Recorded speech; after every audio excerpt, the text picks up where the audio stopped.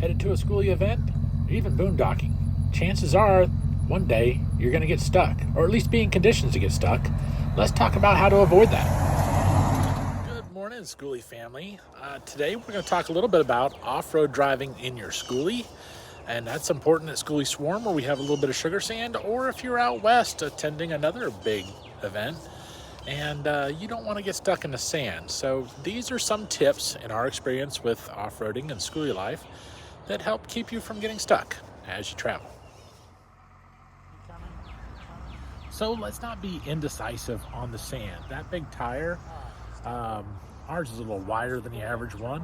We use a metric tire in the front, but your average 10R22.5s or 11R22.5s, they're skinny tires, and when you wiggle them back and forth in the dirt, they tend to dig down. So that's the first thing. Try not to be indecisive when you're stopped. Once you get rolling, it's okay to start making your turn.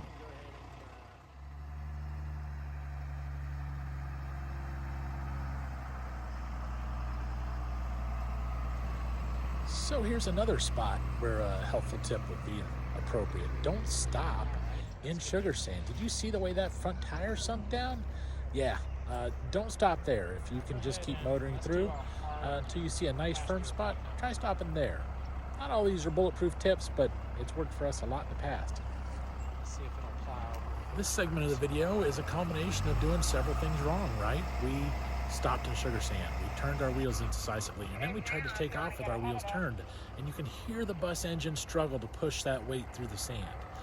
The other option for the bus is to not push through the sand and your back tire spinning, you're stuck. So if you do get stuck, not a big deal. We got a lot of friends around, we got ropes, straps, winches, and we never have left anybody behind. So we'll get you out. But bear these tips in mind when you're driving through sugar sand. Now the best way to get through soft sand like this, if it's a small patch, you can see the end of it, and you can see tracks where other people have made it through, is you don't slow down and you don't stop in the middle of it. You don't let off the gas, you don't hit the brakes. You wait for traffic to clear, and then you proceed with confidence. And I'm not saying Baja or rally race through it. You don't thrash your home, but just keep moving with momentum like Michelle does in this video. I hope some of these tips have helped you in your Skoolie life. And at the Swarm, we've got some sugar sand at the Swarm patches, and people have gotten stuck. It's not a big deal.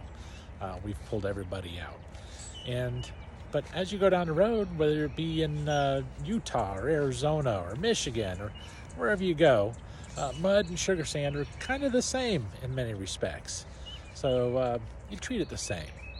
And there's a lot of other little tips you learn on the way, like don't stop on an uphill if it looks soft or sugary or muddy, because it's harder for your bus to get going uphill. You may actually go in reverse to get out of the muddy or sugary spot on an uphill. We covered the don't turn your tires into sand or mud because it'll dig you down. Don't hop your bus, right? If your rear end starts to bounce while you're trying to push through sand or mud, you don't want to hop all that weight on that drive shaft because you could twist the drive shaft. It's best to, once you're what we called in the Army temporarily immobilized, stop and go get help. And sometimes that's cheaper than the cost of repairs if you do break something trying to get yourself out. So all tips to consider and remember, and I hope you have a good time in your Skoolie today and a good time at the Swarm. We'll see you there. Go ahead and like and subscribe so you don't miss any of our etiquette videos. See you at the Swarm.